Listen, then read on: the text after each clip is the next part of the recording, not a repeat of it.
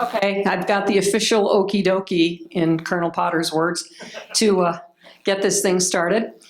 I see two people for sure, well, three now that John's back in the room, who were at our conference in 2016, which was the last year we held this up at Wake Tech North. Anybody else been here that long? Okay. Well, okay, I see one or two others.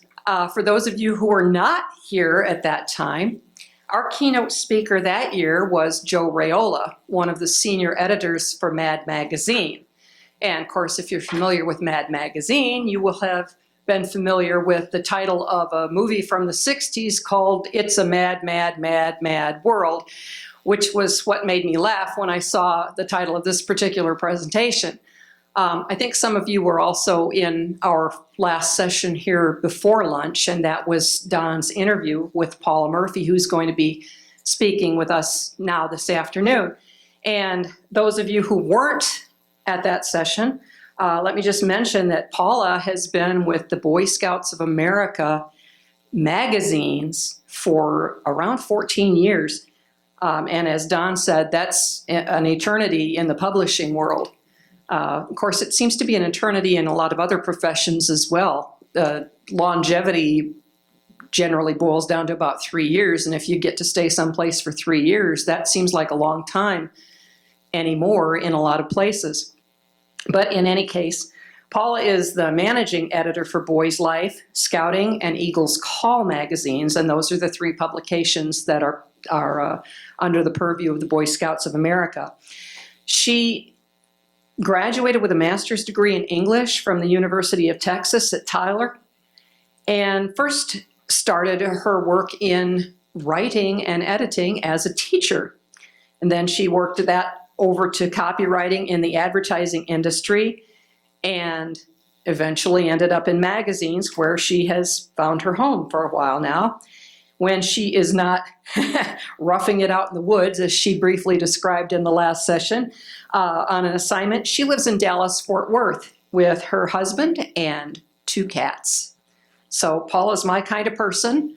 I think you'll find that she might be your kind of person too. And Paula, take it away.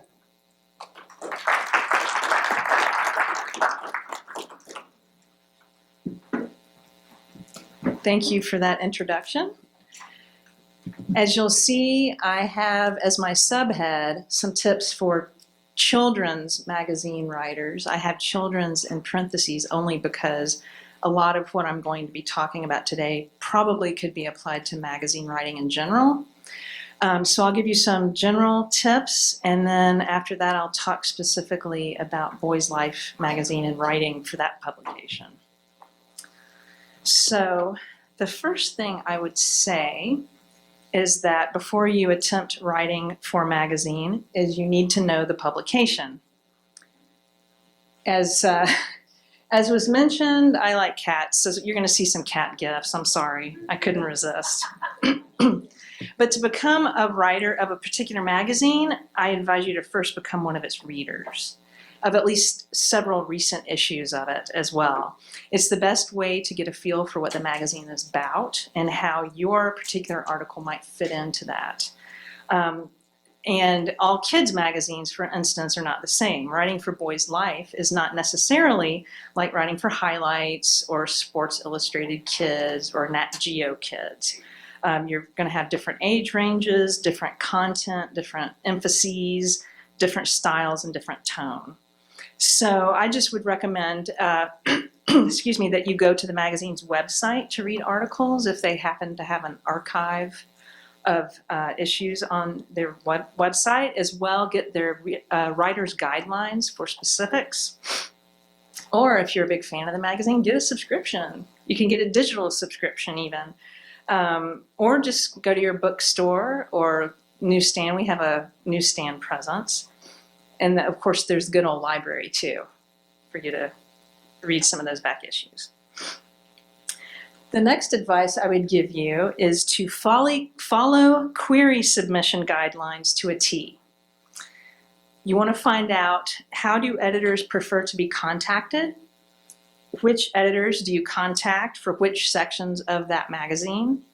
what's the word count for the different articles in those sections. And then make your query as brief as possible. Get to the point, and don't write a query that's longer than the piece that you intend to write. I've actually gotten query letters that are longer than the article that was actually delivered to me. Also, you want to allow plenty of lead time for your article to be considered. For instance, our magazine is a monthly, and we work 4 months in advance. So what that means is that we just are going to press today with our June issue. And then we've already put into layout our July issue, and we're currently routing it among the staff members for their editing, their final edits. We're starting to put together layouts for our August issue. And then next week, I will be getting copy from my staff for our September issue. So we're always thinking ahead. So what that means for you is, if you want to write something about a summer topic, now's not the time to be querying for this summer. You want to be, let's say it's a summer topic you want to write about. It's the Tour de France or the Summer Olympics or something.